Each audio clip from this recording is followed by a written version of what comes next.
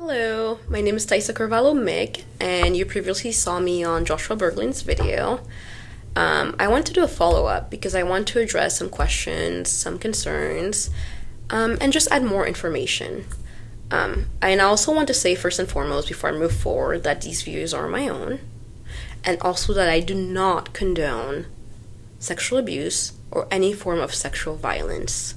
I think that they can cause horrendous harm, and that's also the reason why it's so important to talk about these matters. When we think of civil commitment, when we think about the sex offense laws that we have currently in place, the research shows, and it's not just one or two research articles, it's overwhelming research and data, shows that these practices do not keep society safe, and what they do is only stigmatize a certain group of people. When it comes to civil commitment, there's no reason for it to exist. 20 states have civil commitment, and the practices that happen in all of these facilities resemble one another. They're unethical. And we have states that don't have civil commitment, and they're doing just fine. The states that do not have civil commitment do not have a higher rate of sex offenses. So why do we need civil commitment? So much money goes into these facilities when that money could be put into other resources, into preventative resources, into more education, into prevention efforts, instead of being put in civil commitment in facilities that only contribute to the stigma and to the suffering of not only the individuals in there, but also to their family members. What I have witnessed in these facilities, and witnessed with my own eyes, so that's not hearsay. These are things that I have evidence for, and I stand by everything that I said. I strongly oppose civil commitment. I have seen the suffering that it's caused others. 5 months in one of those facilities was more than enough to see the detriments of it. I had someone comment on the previous video that I was just trying to chase my 15 minutes of fame. And to be honest, if fame was the goal, sex offenders and sex offense registries or civil commitment would definitely not be the topic that I will be discussing. However, I do it because it's important. Because I'm coming from a place of compassion. And I care, How can I as a therapist work in one of these facilities and turn a blind eye to the mistreatment that's going on there? To the injustices that are going on in there. It's like the Twilight Zone. And to me, I have a hard time wrapping my head around how we can treat people like this. But actually, I know why. And part of it is the media portrayal of these individuals. When you hear the term sexual violent predator, it sounds terrifying. You think of your person who is lurking in the woods or behind a bush, ready to snatch up your kid. But that is not the reality of it. That's based on fear-mongering. And that's not right to treat every single person like a horrible monster. And yes, there are some very bad people out there, but we cannot treat every single one of these people that are in this group the same.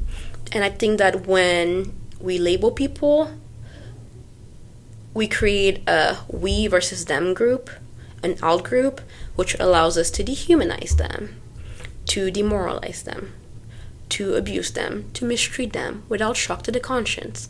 And to me, it's very hard to wrap my head around the fact that fighting for ethical treatment, fighting for equal rights, can be seen as a negative. And it's not a matter of whether I agree or disagree with it, but it's a matter of human rights. We don't get to choose who gets human rights and who doesn't. It doesn't work like that. The Constitution is there to protect the rights of the individual. I don't even have the words to describe what I've witnessed. But these programs, to me, are unconstitutional. Organizations such as the APA oppose civil commitment. I think about how we've vilified this population. I think about the individuals in these facilities every single day and the suffering that they go through and the endless punishment that they go through. There's this quote by Carl Rogers, which is one of my favorite psychologists, and he says, "A person is a fluid process, not a fixed and static entity. A flowing river of change, not a block of solid material. A continually changing constellation of potentialities, not a fixed quantity of traits." You know, these individuals have been in these facilities and that's after serving their prison sentence, 5, 10, 15, 20 plus years. And with every other crime, people serve their sentences, they pay their debt to society, and then they're allowed to reintegrate society. So why should this group of people be treated differently? It's not right. It breaks my heart to see this happening.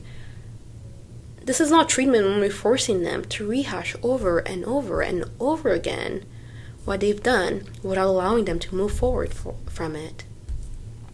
And I understand that, yes, the victims of sexual crimes go through a lot of suffering, they go through a lot of trauma, and they deserve proper care as well. But if we're talking about treatment and rehabilitation, then these programs are not that. They're not doing that. If the purpose is punishment, then okay. Then let's call it what it is. Let's call it punishment. Let's call it a life sentence. But if we're talking about treatment and not a criminal sentence, then what's going on in there? It's not right. It's not ethical. And, we cannot treat harm with creating more harm. An eye for an eye makes the whole world blind. I've always been someone who I will stand up for the underdogs.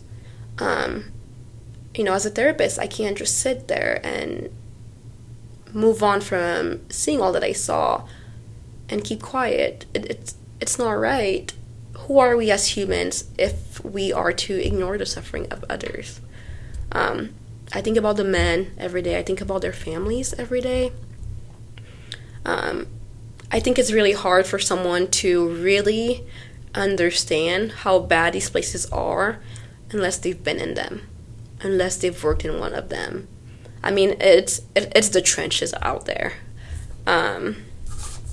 It's just not right. It's heartbreaking. These men are not allowed to have emotions. They're not allowed to speak up. They don't have rights. Staff can come in and treat them however they want. Staff can have a bad day. But if they have a bad day, they can get written up. They're not allowed to share their opinions. They can trust anyone. And how can we call an environment like that an environment conducive for therapy? As a therapist, as a psychologist, everything that I've learned up to this point, these facilities do not comply with any of it. How can one create a strong therapeutic alliance with a person in such an environment? How can one create a therapeutic alliance with a therapist if you can trust them? If the people in charge of your treatment do not have your best interest in mind? If the people in charge of your treatment see you as vile? If the people in charge of your treatment don't believe in your progress, don't believe that you can change? And as therapists, when we work with someone, it's so important to have compassion. It's so important to believe in their capacity for change. There's so much to take into consideration. A person is not what they've done. A person is not their past. A person is so much more. And we have to allow these people to learn from their mistakes, learn from the things that they've done, and move forward. And certainly, there are those who cannot be rehabilitated, those who have no remorse, and that's different. But that's an extremely small amount of this population. The majority of them have extremely low rates of recidivism, such low rates that do not justify the usage of civil commitment. Once these guys are released from prison, it's been shown that prison is enough of a deterrent, that they don't tend to reoffend. So the resources spent on this could go elsewhere. I don't know. It's hard to wrap my head around the fact that, just preaching for equal treatment can be seen as a negative and could lead to backlash. All I'm saying is that everyone deserves equal right and to be treated with respect, regardless of who you are, especially when you've already served your time for what you've done. I mean, what is the point of endless punishment? What is the point of spending all these resources on this? Is it to create more suffering? Is it to avenge people? I mean, is it vengeance? What is it, right? Because it's not treatment. So we might as well call it what it is. And, that's all I have to say for now. But I will stand strong by the fact that the practices happening in civil commitment facilities are extremely unethical. And if you go through your code of ethics as a therapist, as a social worker, or even as a person, you should see it and know that this is wrong. That we cannot be treating people like this. That we cannot be allowing this to happen. And for us who see it and turn a blind eye to it, we're just as guilty as those who are imposing that kind of treatment to those people. I like working with this population, but to work with this population, you have to be open-minded. You have to be able to see an individual as a person. You have to be compassionate. If you want to offer good treatment, you have to believe in the capacity of a human for growth. You have to see them as a person and not for what they've done.